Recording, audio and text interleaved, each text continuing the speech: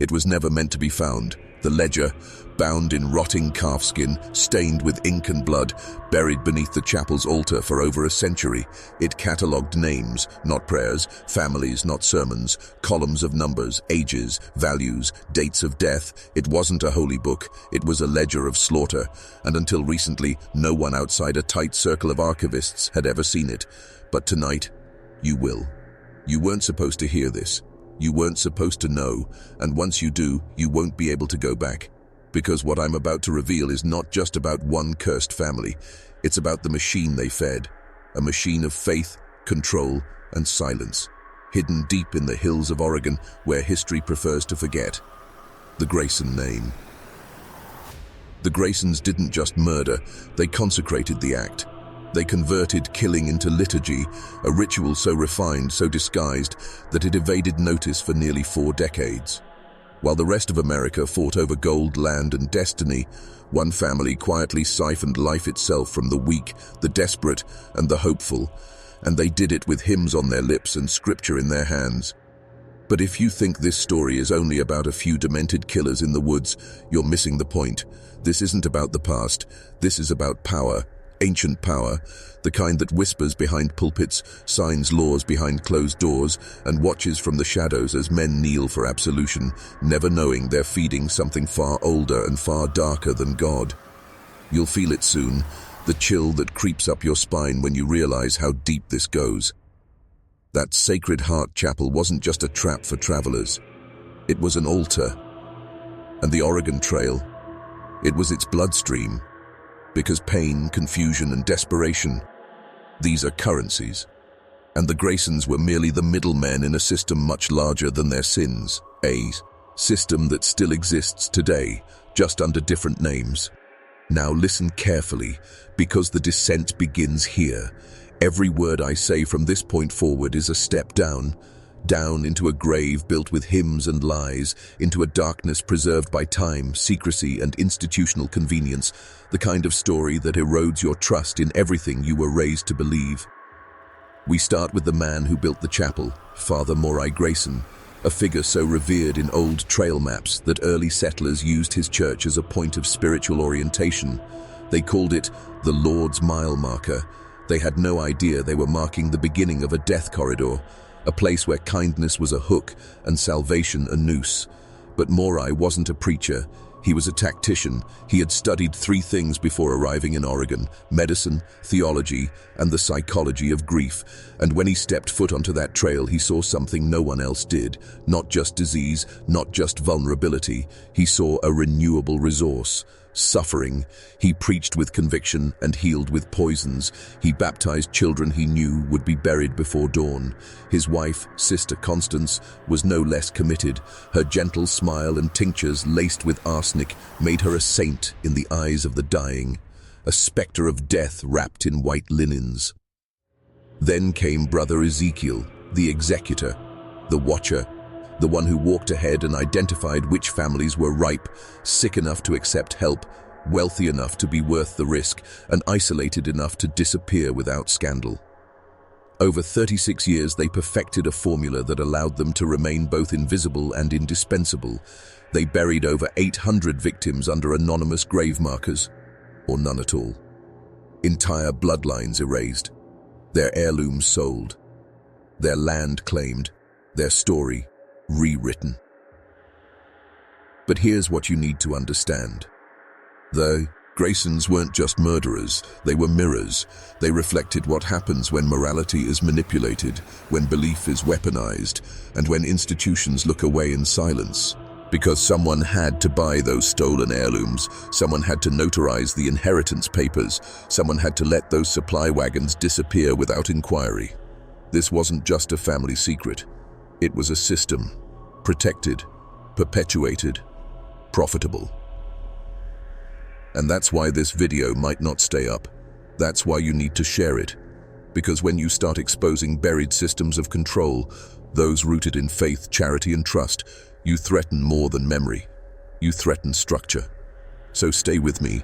I won't hold your hand, but I will show you everything. The symbols, the codes, the suppressed documents, what the Grayson started is still alive. but in suits instead of robes, in boardrooms instead of chapels. And it begins. Now, they say the dead don't speak, but in eastern Oregon, they whisper. Beneath the soil where wagon wheels once carved the earth into scars, hundreds of voices press against the silence, each one snuffed out with a blessing and buried with a lie. You can feel it if you stand near the ruins of Sacred Heart Chapel. The air changes. It becomes thick, like something still lingers. Not ghosts, but a memory, a wound in the land, and at the center of it all, Father Morai Grayson, the man who baptized murder in the name of mercy. But Grayson didn't operate alone, and he didn't just stumble into this horror. This was a plan, designed, refined, and passed down through secret correspondence with a shadowy religious order whose records were almost completely erased after 1902. I'll show you the proof. Letters, stamped with the seal of a now defunct ecclesiastical syndicate known only by its Latin initials, SVN, Sanctus Veritas Nominus, or what they called themselves, the Keepers of Sacred Names. This wasn't just about theft or violence, it was about transformation, about channeling human suffering into energy, into influence. Morai believed every death he orchestrated stored power within the land itself, that the pain, the betrayal, the spiritual collapse of each victim thickened the veil between the seen and the unseen. He wasn't just trying to survive in the wilderness, he was trying to summon something. You need to understand, this is not metaphor. These men weren't merely killers. They were engineers of spiritual trauma, builders of sacred wounds, and they operated under the guise of Christian charity because no disguise is more impenetrable than one draped in holy robes. They didn't wear horns, they wore crosses. Sister Constance, her name still echoes in nursing folklore. In 3 Oregon communities, she's remembered as the White Angel of the Trail. Statues, journals. She's even cited in historical medical texts for her trail remedies, but those remedies, they weren't for healing, they were for hollowing. Small doses of arsenic delivered over time, just enough to confuse symptoms, just enough to seem like God had simply withdrawn his hand. And once the body was frail enough, she offered one final sacrament, a warm tea, a prayer, a kiss on the forehead, then silence. Brother Ezekiel. He was the one you didn't notice until it was too late. He didn't preach, he didn't pray, he studied. He would greet travelers with silent nods, offer to help fix a broken wheel or repair a leaking canteen. But while you worked, he was watching your children, your livestock, your food stores, calculating, memorizing what he'd take once you were too sick to move. It's important that you realize how systematic this was. The Graysons didn't improvise, they documented. They had ledgers, maps, medical logs, inventories. Each family they destroyed was entered into a journal, later found buried in a sealed compartment beneath the chapel's altar. Coded language, sigils, phrases in dead dialects. This wasn't some hillbilly horror story, this was ritualized erasure. Every disappearance was timed to look like an act of God or the result of natural hardship. After all, who would question the loss of a family on the Oregon Trail? It was expected. The perfect crime is one that blends with the terrain, and the terrain was death. And here's the most disturbing part. It worked. The Graysons amassed wealth, influence, quiet immunity. For 36 years, they operated without disruption. Local lawmen visited the chapel on at least 3 occasions, and each time left praising the family's piety and charity. One sheriff even noted in his journal, "No holier sight have I witnessed west of the Rockies." That sheriff disappeared 6 months later. Do you feel it yet? The slow tightening in your gut. That's the awareness crawling in, because the deeper we go, the more you'll realize this isn't just a tale of the past, it's a blueprint. A template for something that still walks among us, shaped differently, dressed differently, but breathing the same air.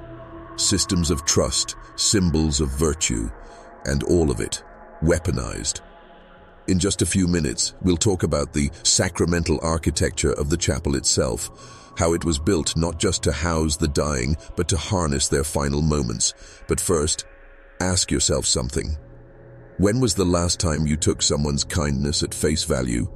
Because once you understand what the Graysons truly built, you'll never look at a place of worship the same way again. And this is only the beginning. If you stepped into the Sacred Heart Chapel in 1856, you wouldn't have known you were walking into a trap.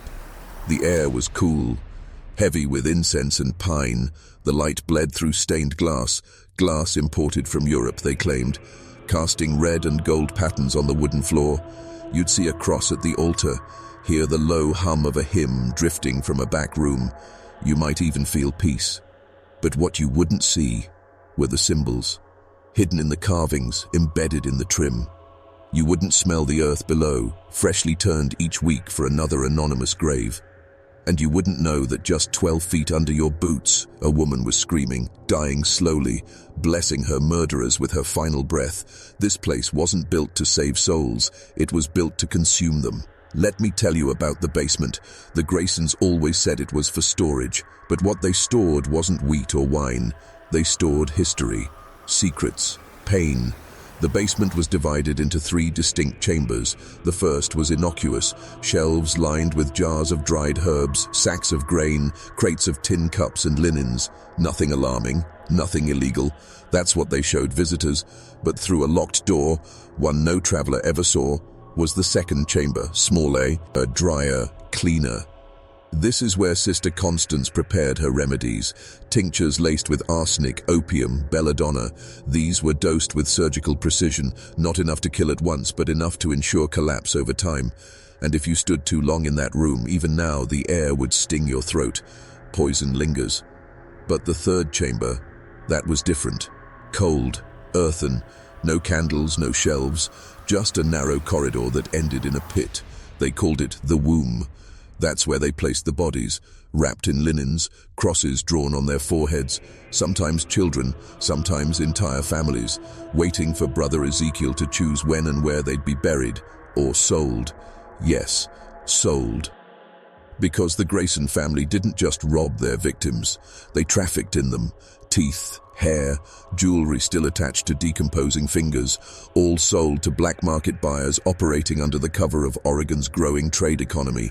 And it worked, because people don't ask questions when the goods are cheap and the gold is pure. But deeper than even that room, dug into the natural rock beneath the chapel, was something darker. A crawl space. No one documented it. No official ever acknowledged it. But the ledger describes it clearly. The place of containment. It was used for one thing: breaking. Victims who resisted. Men too strong, too suspicious. Women who saw too much, too soon.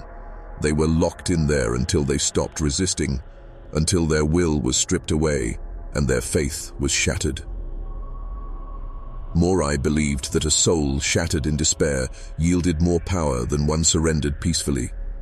He wrote in his journal, "It is not enough that they die. They must lose hope in the divine. Only then does their passing become potent."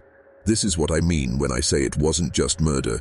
It was ritualized despair, a system designed not just to kill, but to consume spiritual energy. It was sacrificial infrastructure disguised as Christian charity, and it didn't end with the Graysons. Let me be clear, I'm not here to entertain you. I'm here to change the way you see the world.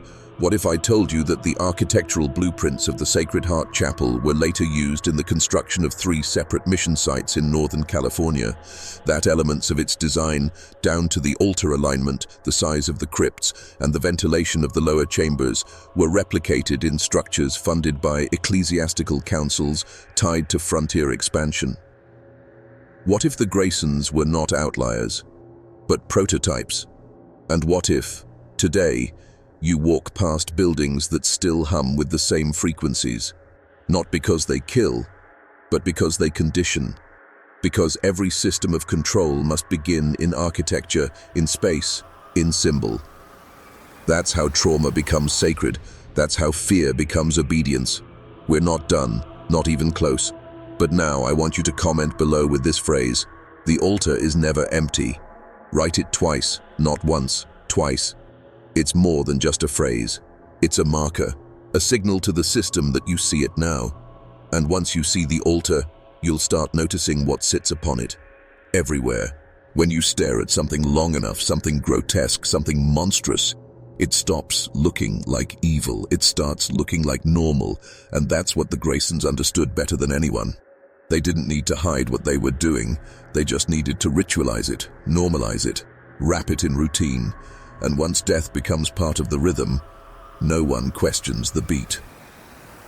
By 1857, the Sacred Heart Chapel wasn't just a waypoint, it was an institution. Families told each other about it. Word spread along the trail. If you're sick, go to the chapel. If your wagon breaks, go to the chapel. If your baby's fever won't break, Sister Constance has herbs that can save her. That word of mouth was more powerful than any sermon. It was the trap, and people walked into it with grateful hearts. But what they didn't know was that even their voices, their conversations, their prayers were being recorded. That's right, the Graysons kept logs, not just of possessions, not just of deaths, but of behavior. Who cried first when someone fell ill, who prayed, who doubted, who asked questions. These details were filed, categorized, analyzed. Why? Because this was a long game, and to refine manipulation, you must study grief. Father Morai understood that suffering had patterns, and those patterns were teachable. That's why he began writing letters to outsiders, members of the SVN, the so-called keepers of sacred names. In those letters, he described in chilling detail how different belief systems responded to loss. Baptists needed promises, Methodists needed stories, Catholics needed ritual, but those without firm faith, they were the most valuable, because when you give hope to a man with none, he'll surrender everything for a taste of salvation. These letters were later found in an abandoned crypt under a Jesuit seminary in California, sealed in a lead box, nearly 80 pages of doctrine written in a cipher blending Latin, Greek, and Old English. Each one outlined procedures not just for killing, but for conversion, because once a man had lost everything, you could turn him into anything. A believer, a follower, a donor, or worse, a disciple. You see, the Graysons weren't just eliminating travelers, they were recruiting replacements. The few who survived, those who arrived with families and left alone, were given land deeds, opportunities, quiet favor in nearby towns. And what do you think they did with that? They prospered, and in return they never spoke of what they saw. Or worse, they joined. That's how systems preserve themselves, not through violence, but through promotion. I want you to think about something right now. Really sit with it. How many times in your life have you been helped, but something felt off?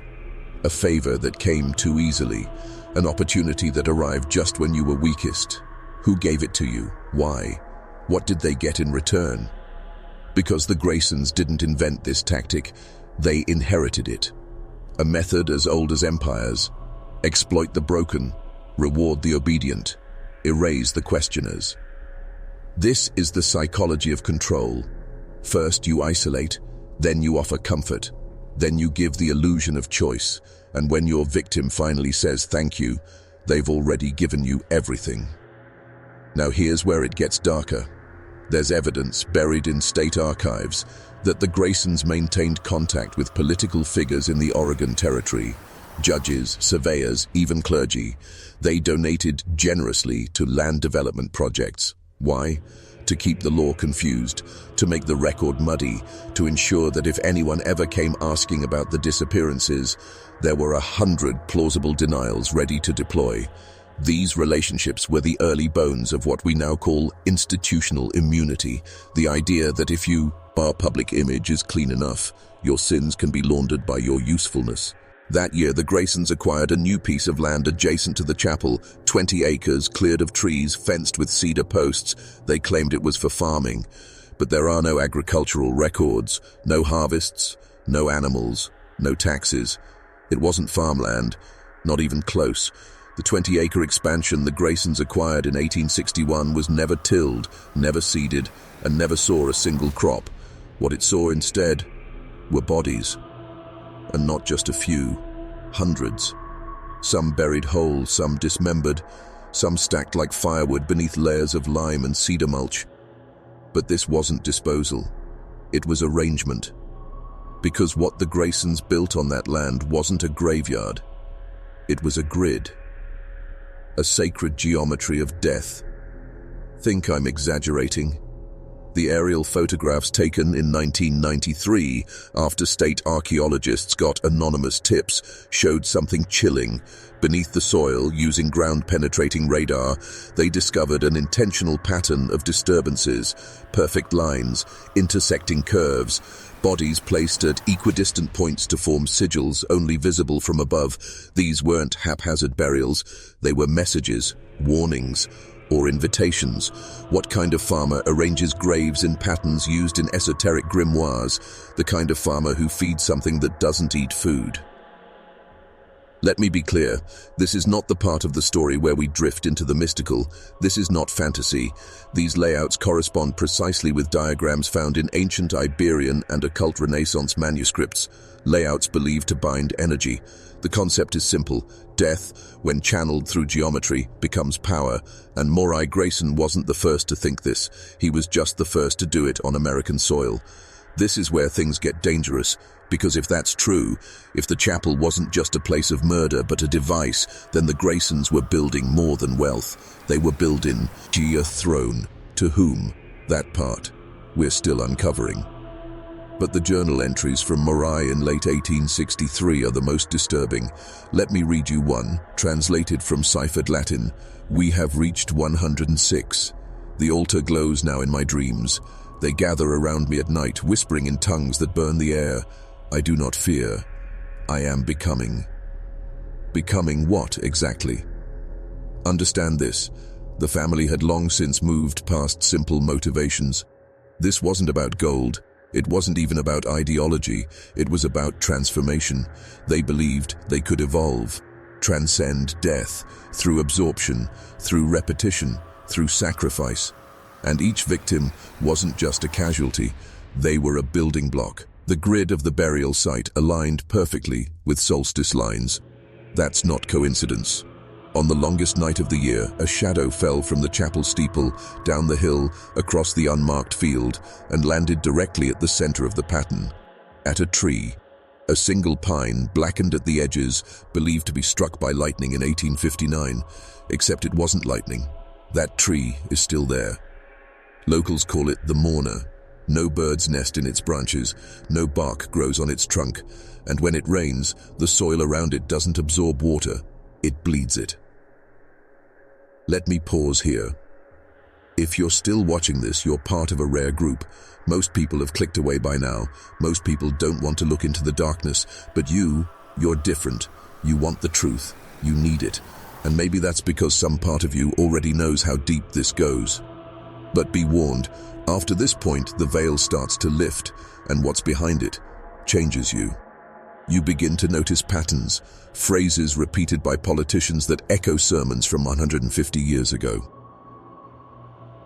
Charitable foundations structured exactly like Sacred Heart. Churches with basements that don't appear on any blueprints. Because once you understand what the Graysons built, you'll realize it was never dismantled. It was just franchised. We'll explore that soon. But first, we need to talk about the ones who got away. Yes, there were survivors. Not many, but enough. And what they did, what they became.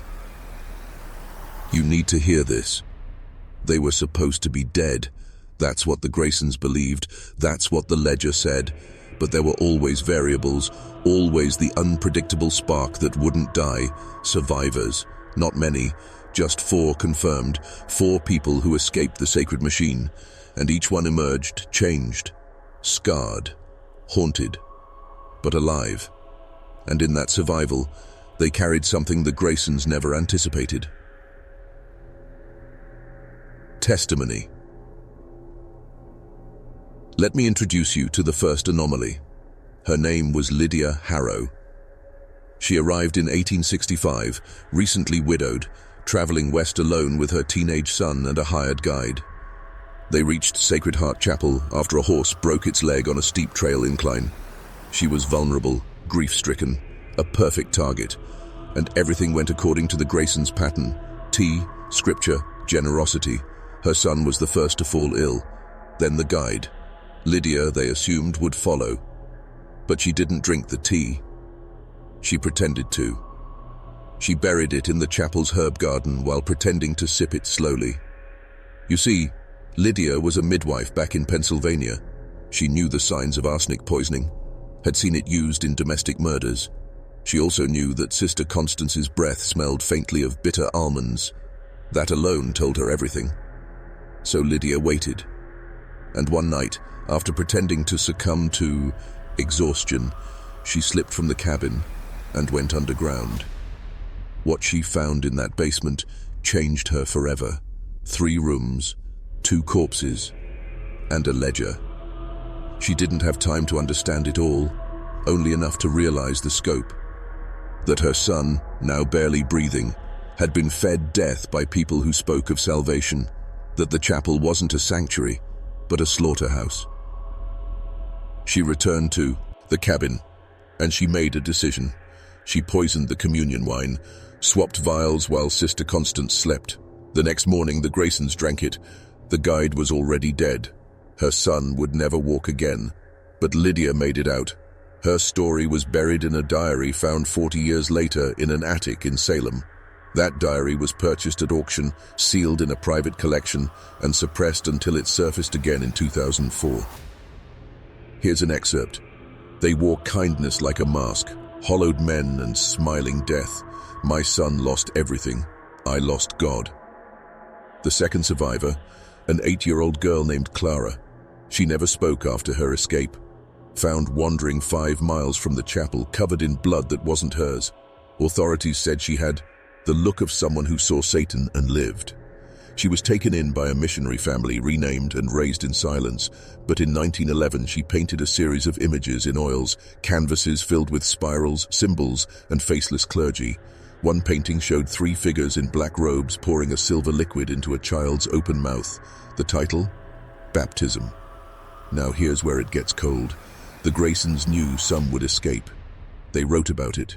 They believed that survivors acted as carriers of fear, living vessels of the pain they couldn't retain, that this fear would spread, infect, awaken, and so they allowed it, sometimes even facilitated it, because to them fear was sacred, a fertilizer for the machine. The third survivor was never named, a man found in 1870, raving on the edge of a canyon, sunburned, dehydrated, but clutching a parchment with one word written in his own blood: empty. He died in a sanitarium 6 years later. They never found his family. And the fourth? That's the one we don't talk about, because he didn't just escape. He replicated, set up his own chapel in Montana under a new name, carved his altar from the same kind of pine, hired 2 women and a farmhand to run it with him. Same methods, same grid. It lasted 7 years before a fire burned it to the ground. No one was convicted. No bodies were recovered. You still think this ended in Oregon? You still think you're watching a story? This is your inheritance. A pattern passed from century to century, changing faces, changing names, but never its nature. You'll see this again, in your institutions, in your charities, in the smiling helper who offers you aid when you're most vulnerable. The survivors tried to warn us, but we buried them. We called them mad. But madness, in a world ruled by deception, is just another name for clarity. We're not done. Next, we pull the curtain off the most disturbing revelation yet: the children, and what they were trained to become. You've heard whispers, haven't you, of children raised in darkness, taught not love but obedience, not compassion but control. You've read the headlines over the years: boarding schools, orphanages, private retreats gone silent, shuttered without explanation. But this isn't new. This isn't modern. The Graysons wrote the blueprint, and they began with the children they didn't kill. Yes, didn't. Because not every child who entered the Sacred Heart Chapel was poisoned. Some were kept. Why? Because a corpse can only serve the present, but a conditioned mind that serves the future. Father Morai believed in legacy. He didn't just want to disappear families, he wanted to rewrite them, replace them, take the most impressionable, the young, the silent, the broken, and reshape them into vessels of continuation. And how do you do that? You erase language, you erase names, you erase history, and then you install your own. We have fragments of their training regimen salvaged from water-damaged ledgers found buried beneath the third expansion site, codenamed the Garden. It wasn't a garden at all, it was a holding facility, a school, a temple. Each child was assigned a color, not a name. Each was taught to speak in third person until age 10. Eye contact was forbidden unless instructed. Meals were silent, cold, clocked to the second. Rewards were not given for kindness, but for compliance. At night they weren't told stories. They were told histories, but not the kind we learn in school. These were rewritten tales, morality reversed, mercy framed as weakness, deceit praised as intelligence. A child who showed empathy was punished. A child who repeated Morai's verses of dominion from memory was praised, even permitted extra food. This wasn't education, it was programming. And here's where it gets darker. Twice a year on solstices, the older children were taken to the grid, not told why, forced to sit among the graves. Some would cry, others would scream, and they were told calmly, again and again, "This is what disobedience brings." But here's what no one expected. Some of the children believed, some didn't break, some became devotees. Because when you show a child that power is survival, they don't always reject it. Sometimes they want it, especially if it means they'll never be weak again. And those children grew up. They changed their names, moved to other towns, took positions in law enforcement, in administration, in religion, and they spread the doctrine, not openly, but like spores, quietly, patiently. We know of 3 confirmed cases. One became a sheriff in Idaho who mysteriously refused to investigate over 20 disappearances near a so-called mission site between 1901 and 1910. Another became a pastor in Kansas who insisted on constructing his church altar over a sealed well. The congregation swore they heard moaning during sermons. The third? A woman who opened an orphanage in Missouri. That building was condemned in 1943. Authorities found 37 graves beneath the floorboards. No one was charged, because every generation needs architects of silence. And people willing to erase the evidence in exchange for continuity. And continuity is what the Graysons cared most about, not recognition, not even survival, but recurrence.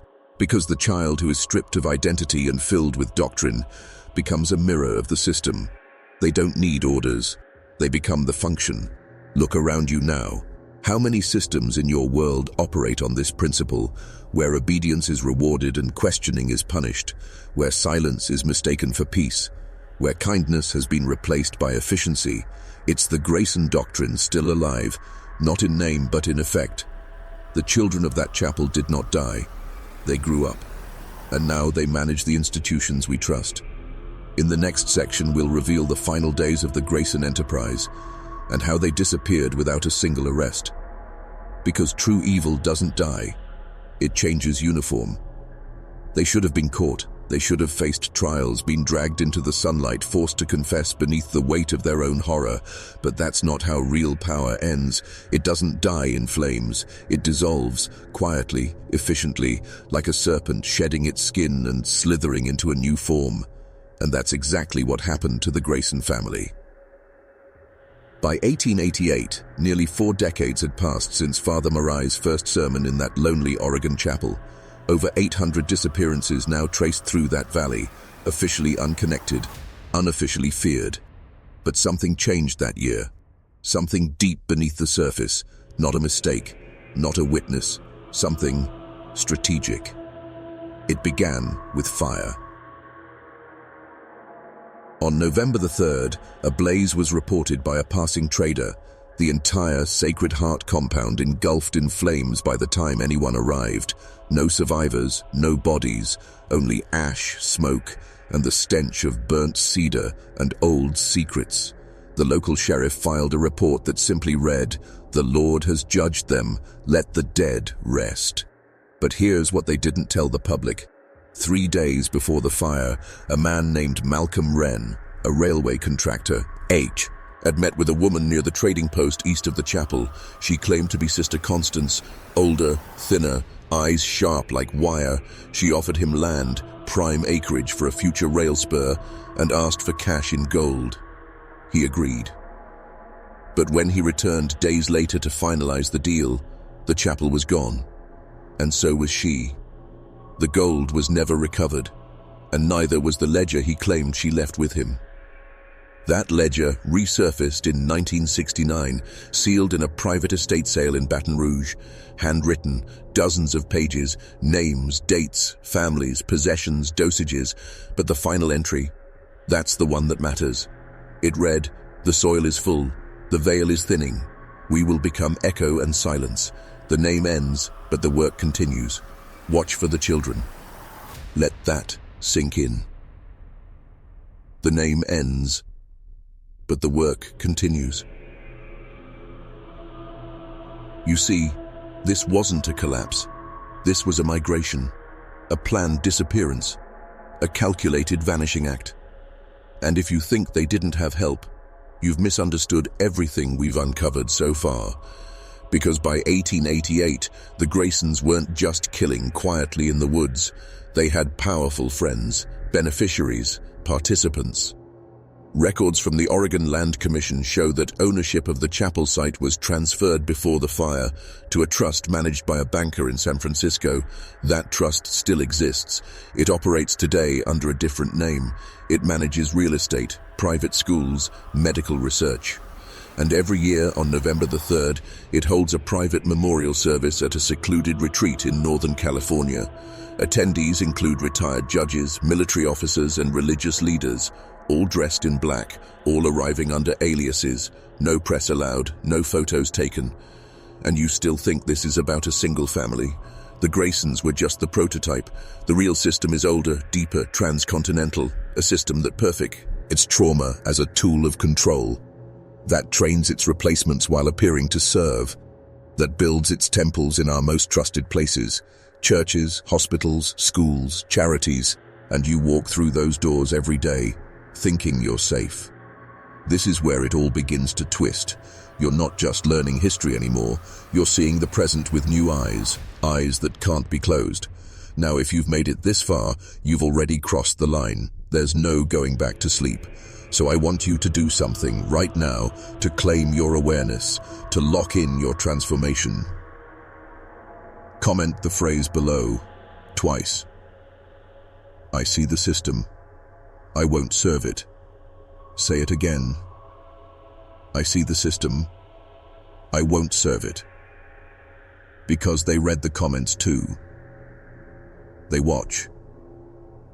They study what wakes you up. Let's wake louder. Next, we're going to map how the Grayson model evolved across the 20th century and the chilling symbols that still surround you today, hidden in plain sight. You see it every day, but you don't recognize it. Symbols on hospital walls, logos on charity brochures, the layout of government buildings, school seals, and even the designs etched into public parks.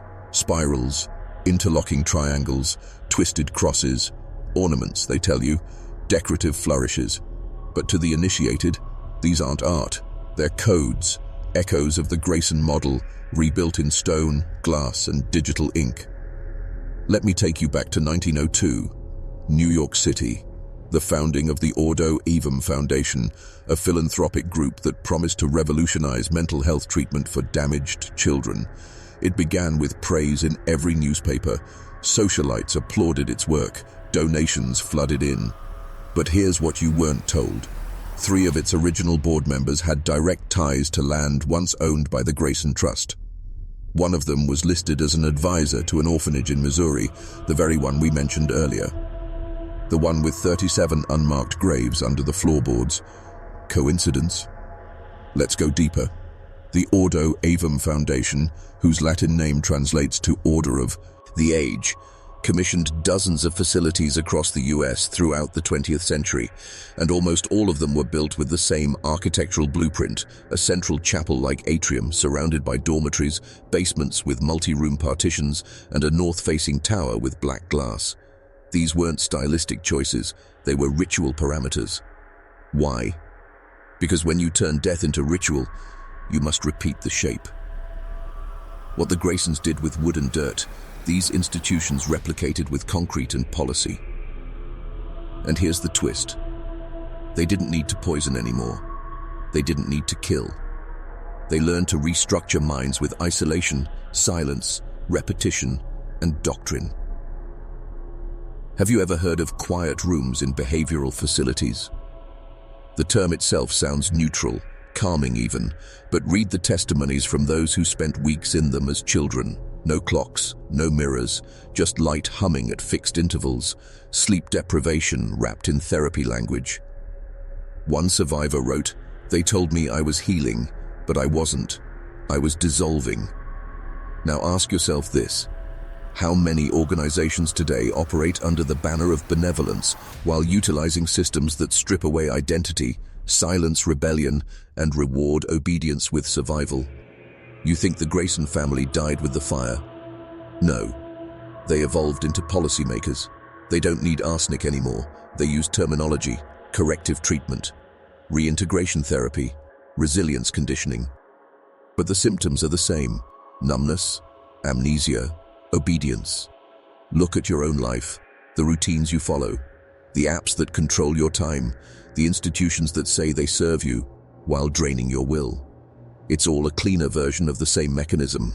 And the symbols, they serve a second function: desensitization.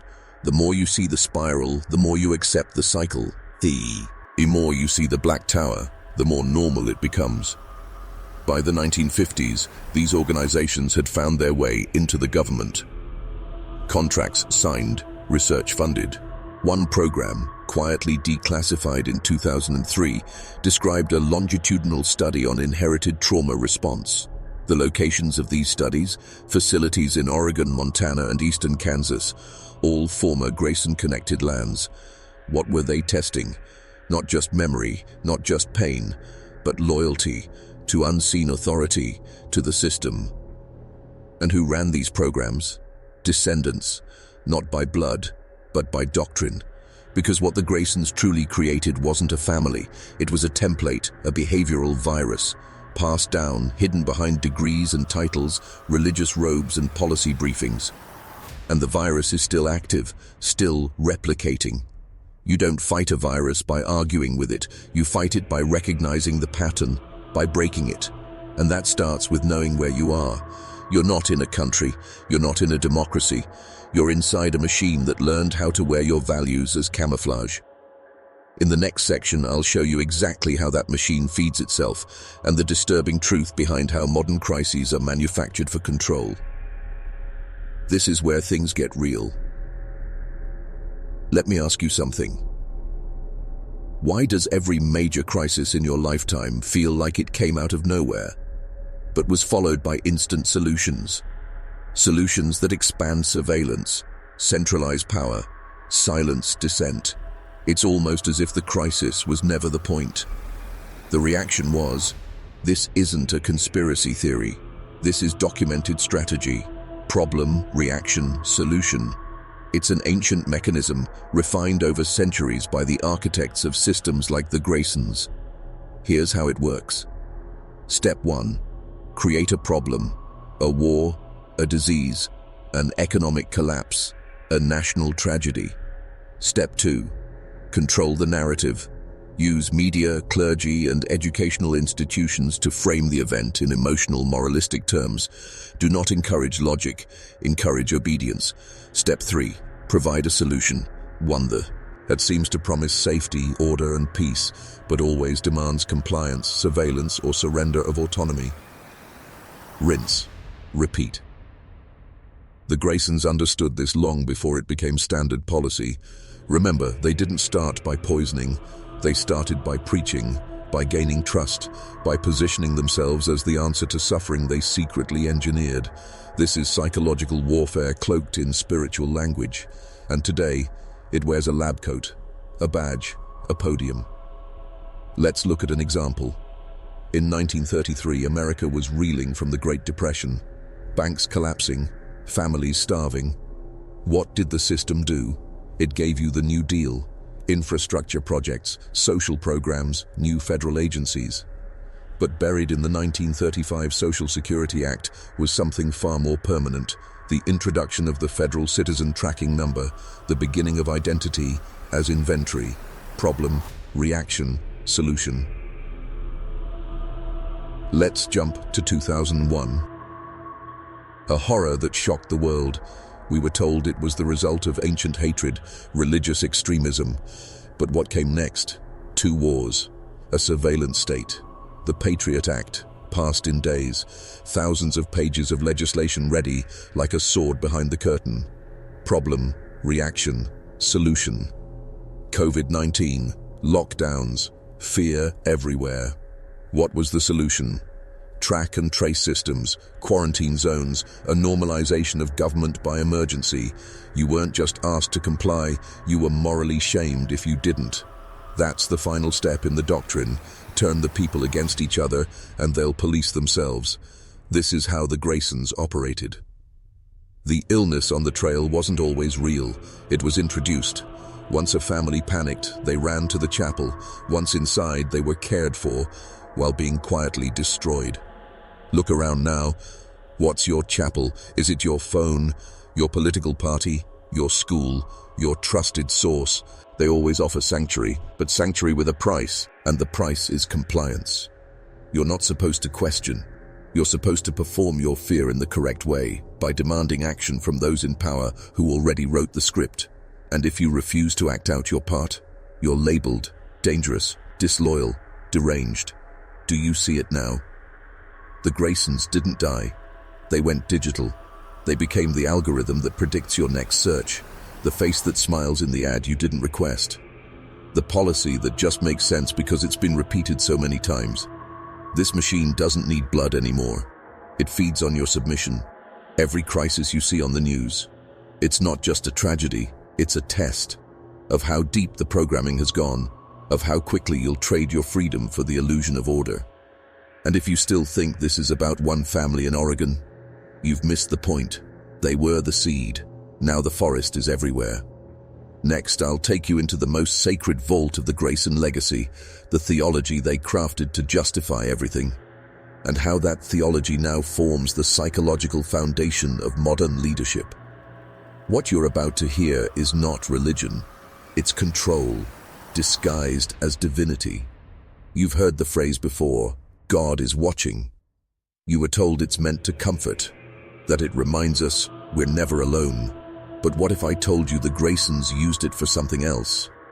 Control. Because nothing compels obedience more than believing your every thought is seen and judged.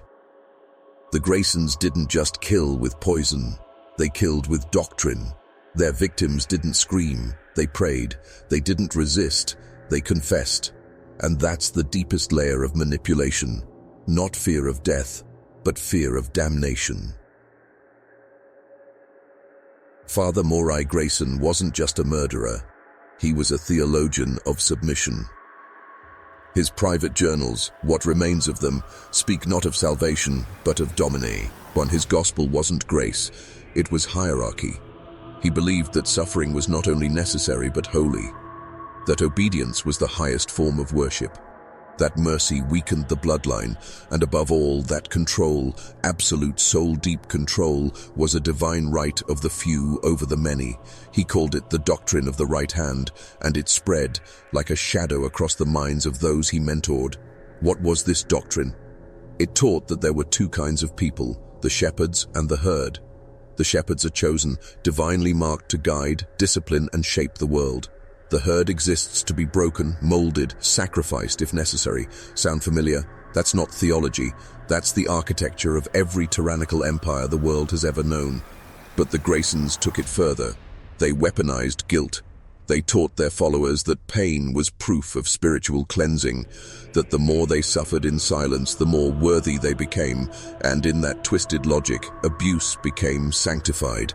That's why the families never resisted. That's why the children obeyed. That's why the victims thanked their murderers, because they were programmed to believe they deserved it. And today, that same programming lives on, not in churches alone, but in corporate slogans, educational models, and therapeutic language. You're told to trust the process, even when it hurts.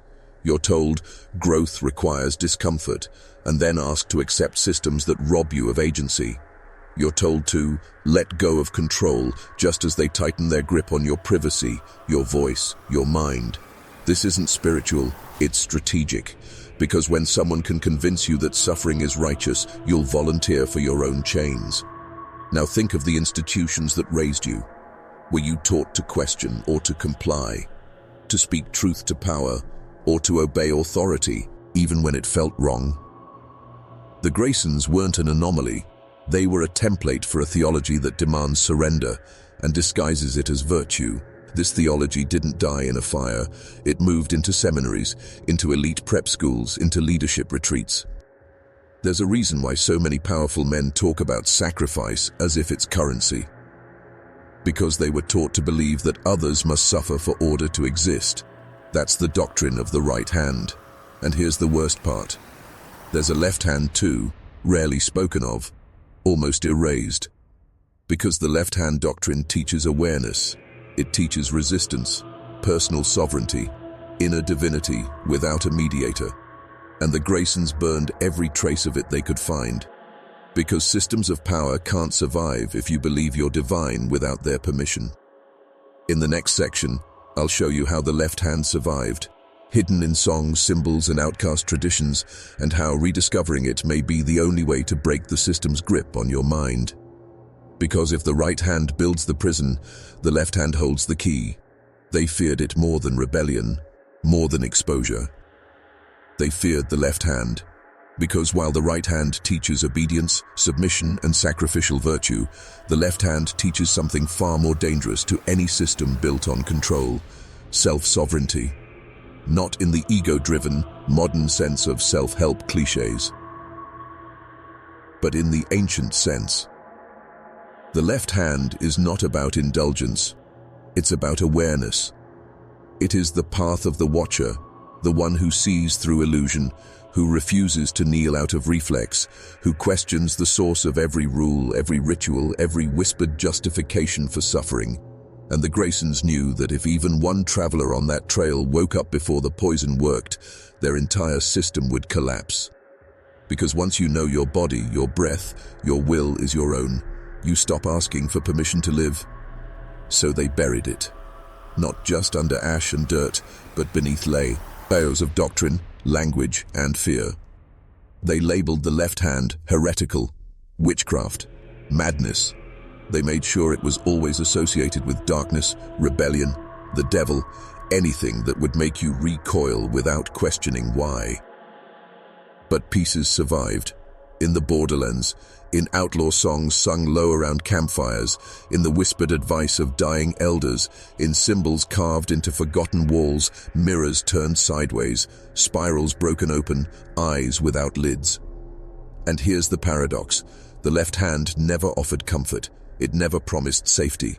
It demanded something higher, truth at any cost. That's why most never walk that path. It's not lined with praise. It doesn't reward compliance. It shatters illusions, especially the illusion that suffering makes you holy. Do you understand what that means? It means the Graysons weren't evil because they poisoned people. They were evil because they convinced people it was righteous. And that's still happening. Think about how society frames struggle today. You're told your exhaustion is proof of productivity. That burnout means you're doing your part. That silence is noble when it preserves harmony. But harmony for who? Who benefits when strong men stay silent? Who profits when you're too tired to resist? Who gains when your pain is reframed as character building, while your power is siphoned off by systems designed to make you feel grateful for the struggle? This is right-hand theology in action. It wraps chains in velvet. It teaches you to apologize for your instincts. It shames you for wanting out. But the left hand says, no more. It teaches you to observe the pattern, to name the ritual, to refuse the performance. It reminds you that divinity isn't granted from above, it's already inside, that you are the fire, not the ash, and when you understand that, truly understand it, you become ungoverned. able in the most dangerous way. You stop needing their language to express your truth. You stop seeking their validation to make your choices. You stop waiting to be saved.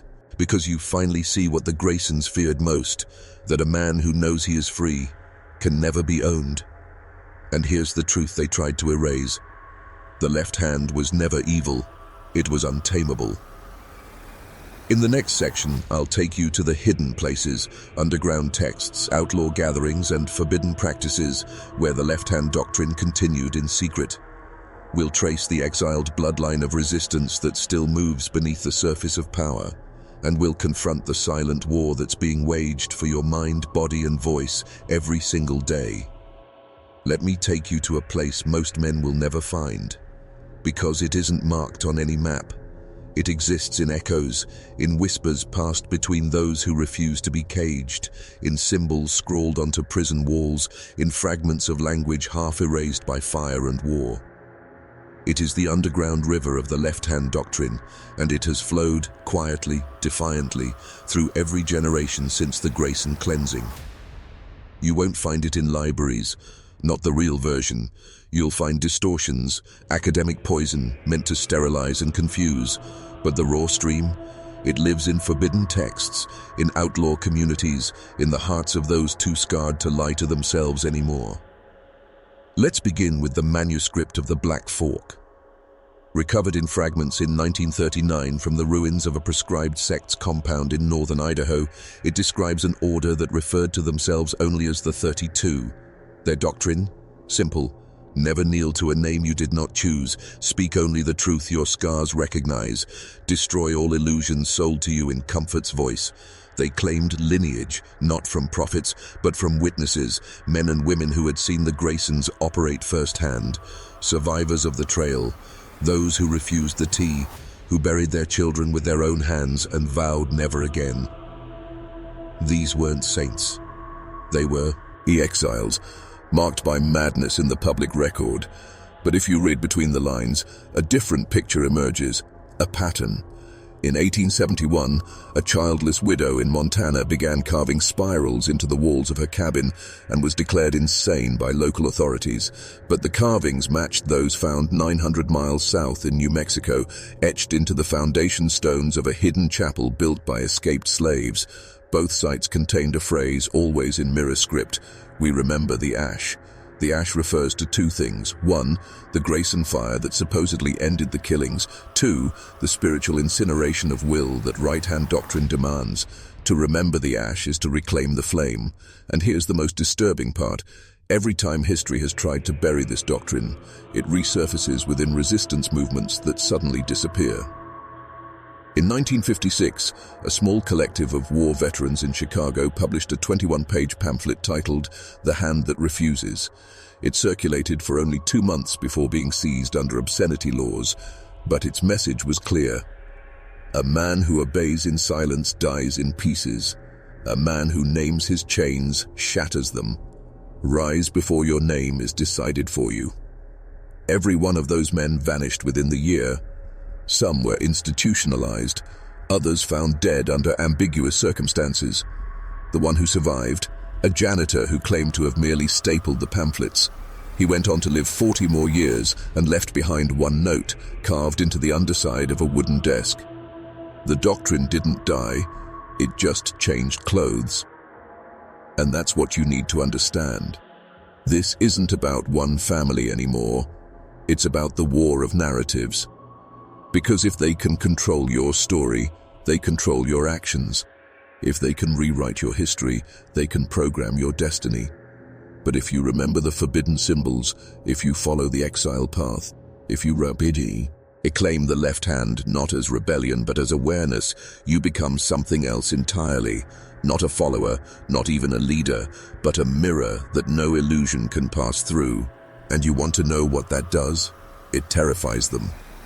Because systems like the one the Graysons built, and that still infects our world, depend on your blindness, your compliance, your willingness to bow before you even understand what you're kneeling to. So I'll ask you now to do something simple but powerful. Comment this phrase twice below: "We remember the ash." We remember the ash. Not just to lock in the algorithm, but to declare that your eyes are open now, that you see the shape of the cage, that you know where the fire really begins. And in the next section, I'll reveal the modern descendants of the Grayson system, not through bloodlines, but through power structures. The faces you see on your screens, the voices shaping your culture, and the cold, mechanical way they carry out the doctrine with a smile. Look around you. Turn on your television, scroll your feed, sit in a boardroom, walk through a courthouse. Do you really believe the doctrine died with the Graysons? It didn't. It evolved. No longer cloaked in scripture or chapel robes, but in corporate jargon, political doublespeak, and therapeutic language designed not to heal, but to soften your spine. The modern Graysons don't kill with arsenic. They kill with compliance contracts, with pills that numb, with screens that hypnotize, with metrics that track every click of your soul. They don't need to bury your body. They just need to bury your will. Let's trace the lineage. In 1896, just 8 years after the Sacred Heart Chapel was finally torched to the ground, a quiet group of financiers in New York began purchasing land in eastern Oregon.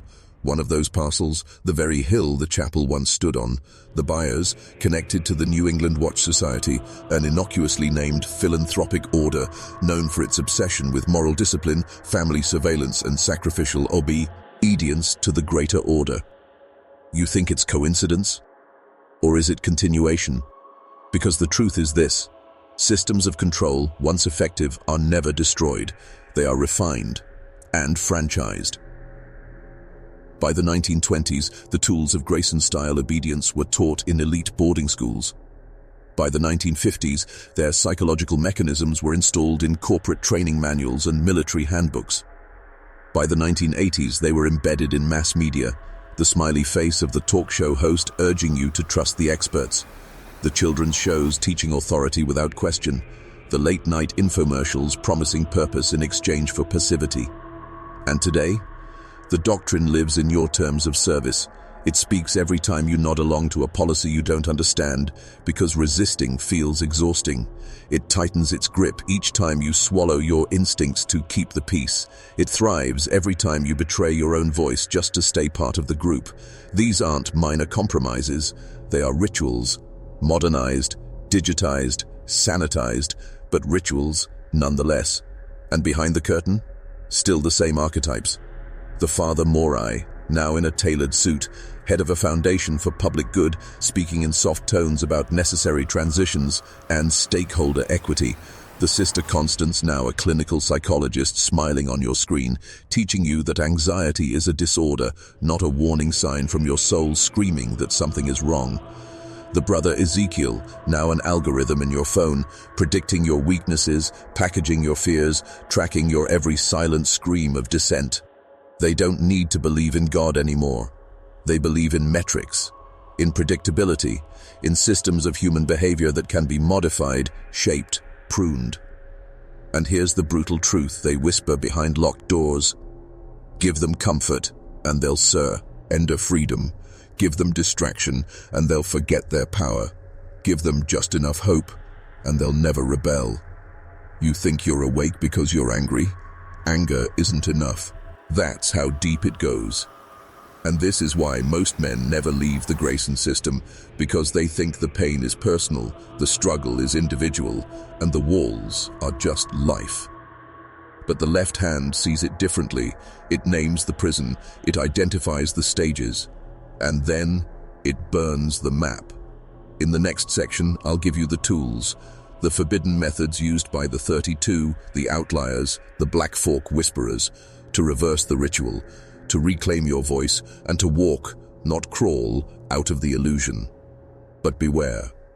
Once you learn how the exit works, there's no going back. You're still here.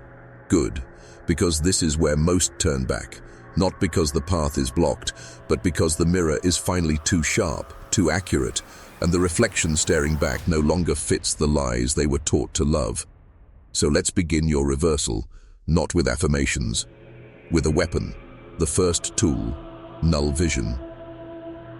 This is the ability to strip a moment of its social meaning and see it as it truly is, without narrative, without emotion, without conditioning.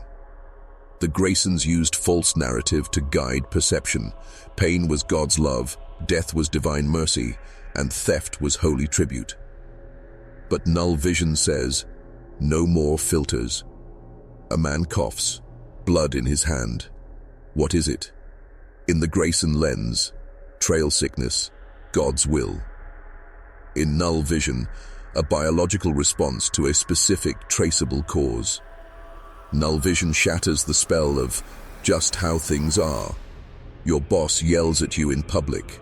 Your conditioned mind thinks, maybe I deserved it. Maybe it's leadership. Maybe it's part of growth. Null vision sees dominance display, insecurity, a test of submission. A woman ghosts you after pretending to love you. The right hand whispers, you weren't enough. Null vision replies, avoidance, projection, an echo of her father's abandonment, none of it yours to carry. You understand? This is a power the modern Graysons fear, because when you see clearly, they lose control of the frame. The second tool, reverse symbolism. The system speaks in icons, flags, logos, slogans, awards, uniforms. Each is designed to compress vast emotional meaning into a single image and manipulate your decisions without needing explanation. But reverse symbolism breaks the code. It sees the symbol behind the symbol. When you see a Harvard crest, most think prestige, genius, legacy. Reverse symbolism sees generational gatekeeping, debt slavery, institutional grooming. A badge, you see law and order. Reverse symbolism sees hierarchy, projected authority, monopoly on force. This is why the left hand always drew new symbols, ones the system hadn't corrupted yet. Spirals turned inward, eyes without pupils, forked crosses. Not because they were magical, because they were uncontrolled language, keys for minds that had stopped accepting their master's alphabet. The third tool, echo interruption. This one's surgical, because your mind is not just filled with your thoughts, it's haunted by echoes. The voices of teachers who shamed you, parents who crushed your instincts, media that told you what a real man is, religion that measured you against a corpse on a cross. You don't obey them because you believe them, you obey them because they're familiar. Echo. Interruption demands that you identify whose voice lives in your shame and erase it by force. Sometimes it takes ritual, sometimes it takes writing it down and burning the page, sometimes it takes screaming the forbidden name at 3 a.m. with shaking hands and no one watching. But once that echo is gone, you begin to hear your own voice again. And that is the most dangerous sound in the empire. Your voice, not conditioned, not scripted, yours. Here's what they never told you. The Grayson legacy didn't survive because it was powerful. It survived because it went unquestioned. But when you question, when you extract, when you reverse the ritual and sever the echo, you don't just free yourself. You short-circuit everything they built. In the next section, we'll look at the final war that is still being fought in your algorithms, your medicine, your work, your relationships. It's no longer about arsenic in your cup. It's about thought forms in your bloodstream and how to cleanse them before they own your future. Now we step into the final war. No longer fought with rifles or holy books.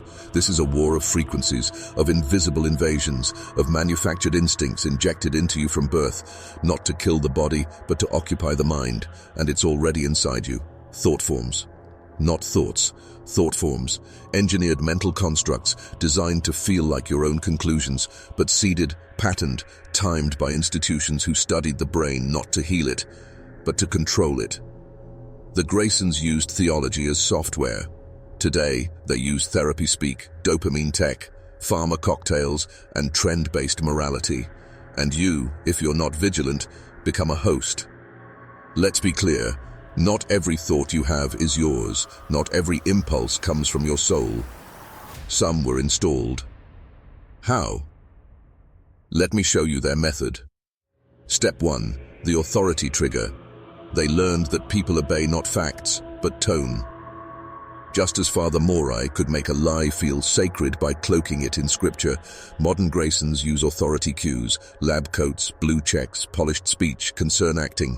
A person hears, "It's for your safety," and complies, because the brain was trained to bow the moment that tone appears.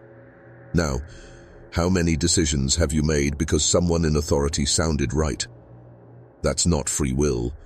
That's programming. Step 2. Dopaminergic entrapment. The Graysons lured their victims with spiritual comfort. Now you're lured with digital sugar. Push notifications, red badges. Congratulations. Screens. Your nervous system get in peace. It's hijacked. You get rewarded for behavior that makes you easier to predict and weaker over time. You aren't addicted to scrolling. You're addicted to the feeling of almost belonging, but never quite. This is no accident. It's systematized spiritual depletion. Step 3. Psychochemical suppression. They say you're anxious, so they dull your intuition. They say you're depressed, so they blunt your capacity for grief. They say you're manic, so they erase your fire. You think the medications are about restoring balance? The original Grayson poison was literal. Now it's prescribed, and each pill pulls you further from the signal your body was born to carry. Step 4. Ritual confession, digital inquisition. Ever notice how you're told to share your journey, document your trauma, express vulnerability online? Sounds liberating, right? But behind the screen is a digital priesthood that tracks your pain, categorizes it, and feeds it back to you through personalized ads, curated identities, echo chamber content. You become your wounds. Your identity becomes your diagnosis. And now, you're easier to sell to, easier to steer, easier to silence, because they can label your dissent as a symptom. This is the end game of thought form warfare, to make you pre-cancel yourself, to make you apologize before you even speak, to make your consciousness a rental property owned by unseen landlords. But listen, there is a cure. It isn't comfortable. It's violent. To your comfort zone, your habits, your illusions, but it's real. The left hand never offered safety, it offered sovereignty. That begins with what they called the Great Purge. A ritual, not spiritual but neurological. To purge the thought forms, you must identify every idea you inherited without scrutiny. Write them down. Where did this belief come from? Whose benefit does it serve? Who would lose power if I rejected this? Then delete it, unfollow it, burn it, and rebuild. Not from ideology, from instinct, from scars, from truth confirmed by pain. This is the part they fear most, because once you act on this knowledge, once you move from awareness to defiance, you're no longer just a problem, you're a threat. The Grayson system, like all systems of control, survives not because it's unbreakable, but because most people never test the bars. So let's do it. Let me give you the real tools, the field actions, the moves the system doesn't expect. No hashtags, no protests, no begging for change. This is the left-hand protocol for quiet revolution. Cut the ritual feed. What you consume becomes your compass. They've trained you to think your daily habits are neutral, harmless, but they're not. That morning scroll, it's not information, it's calibration. It's the system training your nervous system to react instead of lead. So your first act of defiance is this. Starve the gods, delete apps, block channels, purge influencers who mirror back your weakness and call it relatable content. No more content that validates stagnation.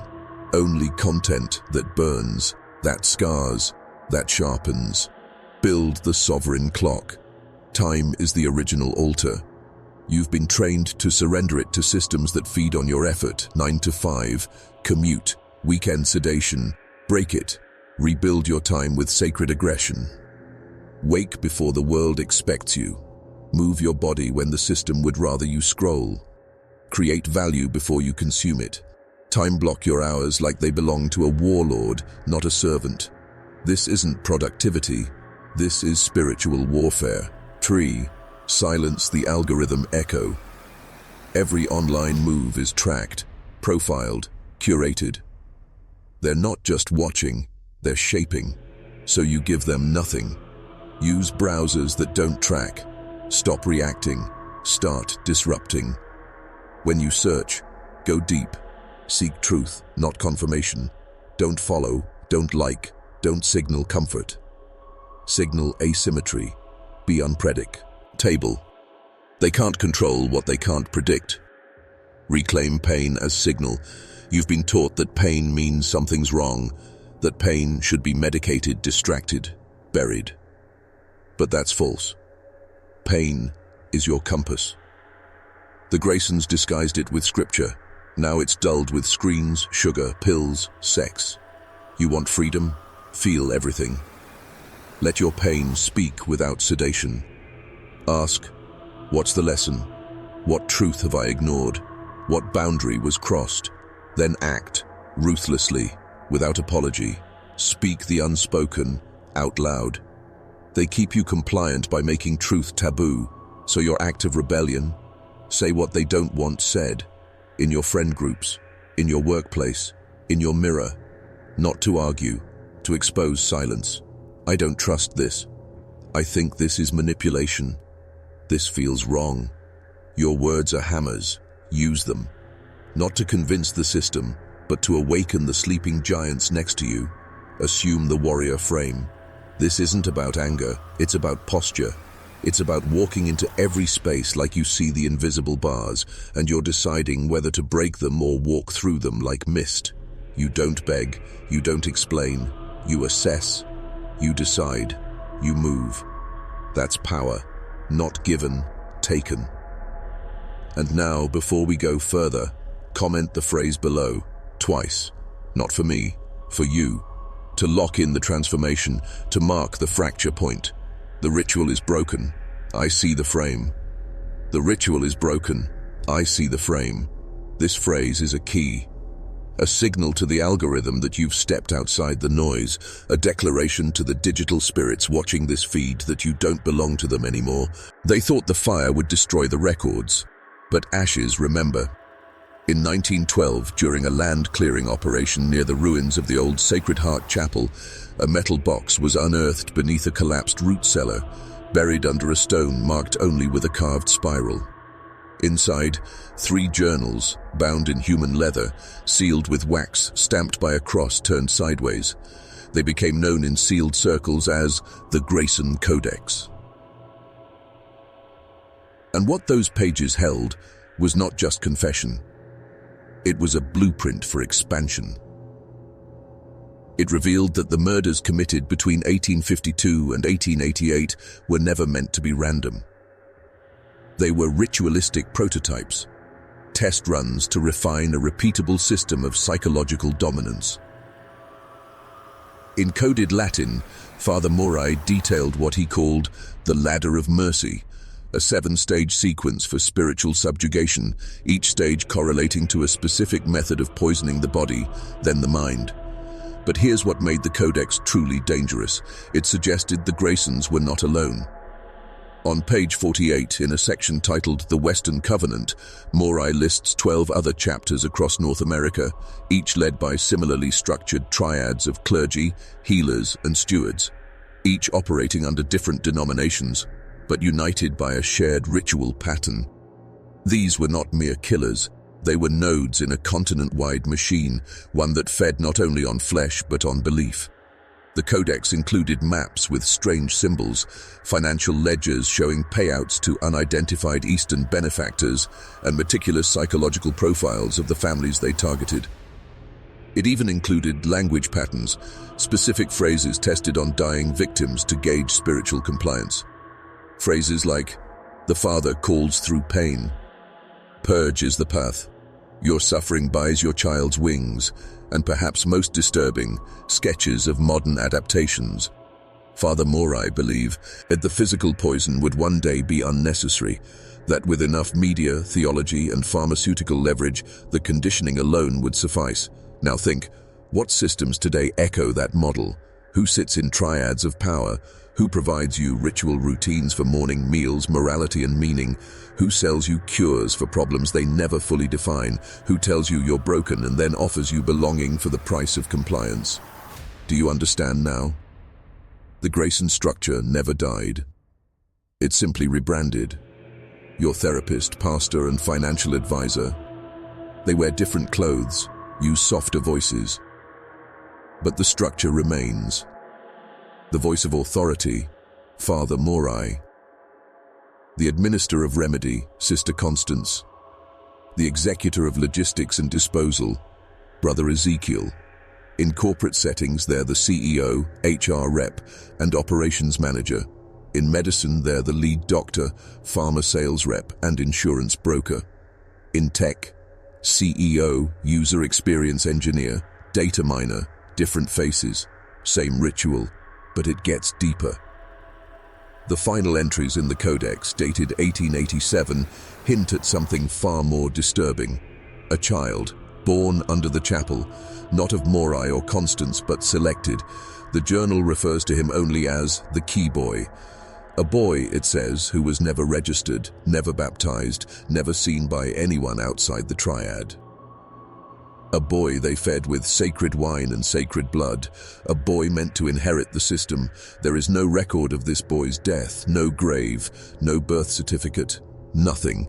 But 33 years later, in 1920, a man named Silas Boone opened a healing sanctuary in Northern California, just 12 miles from a stretch of road where 14 travelers went missing in under 18 months.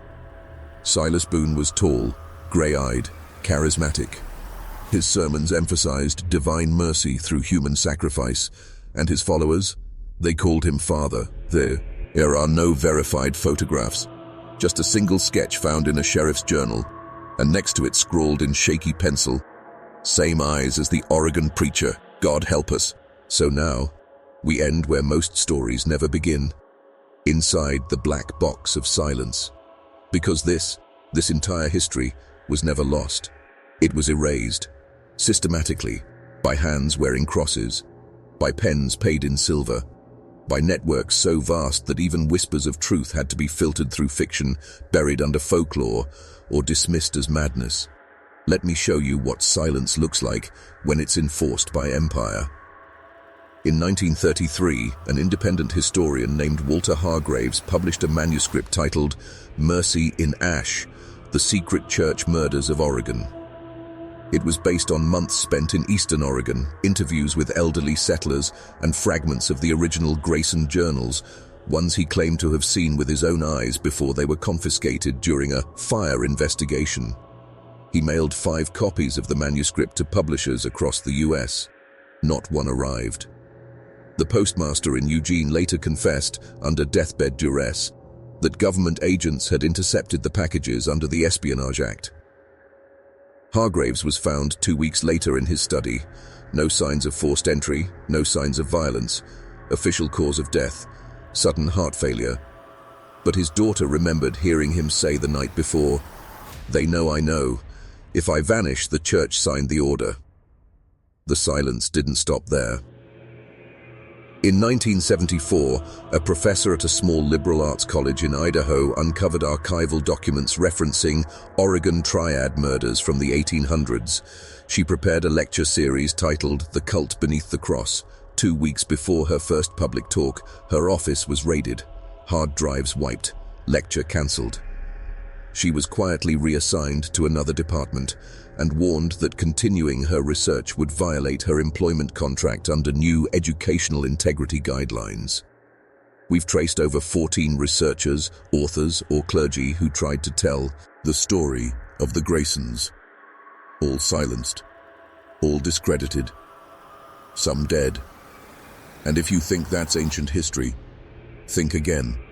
Today, the digital gatekeepers don't need fire or death to suppress the truth. They have something more elegant. The algorithmic veil. Try searching Grayson Murders Oregon. You'll find campground reviews, wedding venues, maybe a creepy pastor forum post. But the records, scrubbed. The codex, flagged as conspiracy disinformation.